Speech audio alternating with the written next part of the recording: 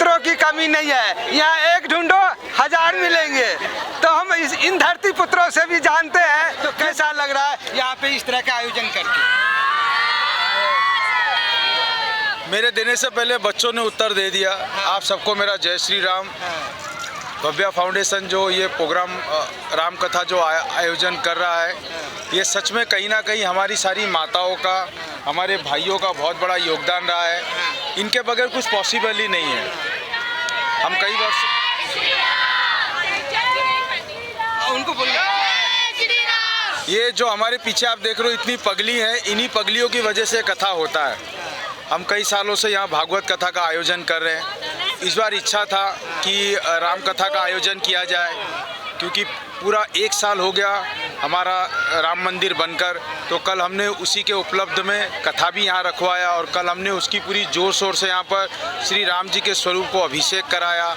आज हमारा जो प्रोग्राम था वो श्री राम जन्म जी का उत्सव, श्री राम लल्ला का उत्सव, जन्म उत्सव हमने मनाया। बाकी तो आप देख ही रहे हो रवि भाई यहाँ। अच्छा सर, आप जो ये राम कथा करवाया, इससे पहले तो भागवत कथा होती थी। अभी चूंकि हम मान सकते हैं कि अयोध्या में जो राम मंदिर बना है उसके उपलक्ष्य में ये राम कथा हो रहा है। तो सर ये सब चीज़ें करते क्यों हैं? इससे क्या ही मिलता है आपको?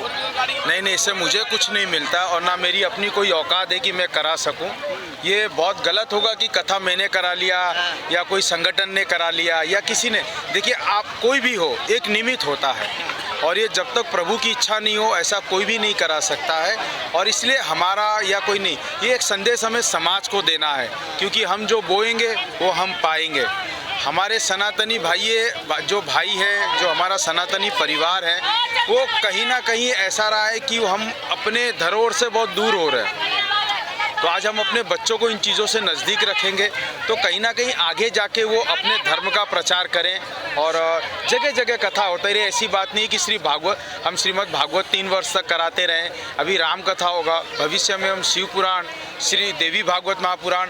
हमारा तो उद्देश्य भव्या फाउंडेशन 18 पुराण कराए बस। भव्या फाउंडेशन का उद्देश्य है धर्म, समाज, संस्कृति, वेद, आयुर्वेद का, गौ गंगा गीता का भी साथ में प्रचार प्रसार करना। लेकिन हम ये जो ठेका केवल आपने लिया है क्या?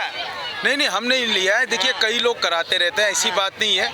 देखिए, बहुत दुर्भाग्य ऐसा है कि हमारे वेस्ट साइड में बोलते हैं कि पर इलेक्शन का समय है, प्रमोशनल चीज़ें के लिए सब चीज़ें आप करते रहते हैं। कुछ लोग तो ये भी बोलते हैं पैसा डोनेशन जमा करने के लिए भी करते हैं। क्या सही में ऐसा है क्या? देखिए, हम सच में कितने एक हैं, कितने सेफ हैं हमें नहीं पता, लेकिन हम तब सेफ है जब हम एक हैं। तो रही बात है पॉलिटिक्स की, तो मैं कोई पॉलिटिक्स में तो हूँ नहीं। मैं अपना एक संस्था चलाता हूँ। जो भव्या फाउंडेशन हमारी संस्था है वो सिर्फ कथाओं के माध्यम से अपना गुजारा नहीं कर रहा है। आप कभी हमारा समय मिले तो हमारा वेबसाइट जाके देखिएगा www.bhavyafoundation.com। उसमें हम कई प्रकार के काम करते हैं, स्पेशली बच्चों की शिक्षा को लेके, वुमेन्स राइट्स पे हम बहुत काम कर रहे हैं। भव्या फाउंडेशन एक ऐसी संस्था है जो कई अलग अलग वर्ग में काम कर रहा है। जैसे एक सत्कर्म फाउंडेशन है जिनके साथ हम मिलके कई सारे प्रोजेक्ट को कोलैबोरेट कर रहे हैं। जैसे आप पूना साइड में पोखरी वगैरह, भीमा शंकर, महाराष्ट्र के बाहर भी करते हैं। हाँ, नहीं, महाराष्ट्र में भी हम कर रहे हैं अभी तक मुंबई के बाहर। मुंबई में तो हम लॉकडाउन में, आपको अगर मेरी कहानी पता होगी तो कभी विस्तार में मैं आपको बताऊँगा। पूरा एक आधे घंटे का एपिसोड बन सकता है आपका। अभी जो हमको पोखरी पूना में ऐसा है कि वहाँ पर हम पानी का बड़ा योगदान देते हैं। पानी की वहाँ बहुत कटौती होती है, तो लगभग 2.5 महीने हम वहाँ पानी देते हैं। 1 अप्रैल से लेकर 15 जून तक करीबन 82 गांव है। वहाँ 18 गांव हमने गोद लिया हुआ है जो आदिवासी बच्चों के हैं। और जगह जगह पर जब जिसकी जो समस्या होती है हम अपनी काबिलियत के हिसाब से उनकी मदद करते हैं। और रही बात है कथा का विषय, तो मैं खुद एक सनातनी परिवार से हूँ, ब्राह्मण हूँ, तो अच्छा लगता है कर। सर ये सब कार्य तो करके हमें भी अच्छा लगता है और किसको अच्छा नहीं लगेगा सर। लेकिन इस तरह की कार्यक्रम करके आपको लगता कैसा है वो तो समझ गया, लेकिन ये विचार आया कहाँ से? क्यों इस तरह की चीज़ें ही करने के लिए आपने सोचा? देखिए, कहते हैं ना, वो आम के पेड़ में आम ही आएंगे। तो ये कहीं ना कहीं मेरे माता पिता का संस्कार है। हमारे घर में बचपन से ही एक सनातनी माहौल रहा है।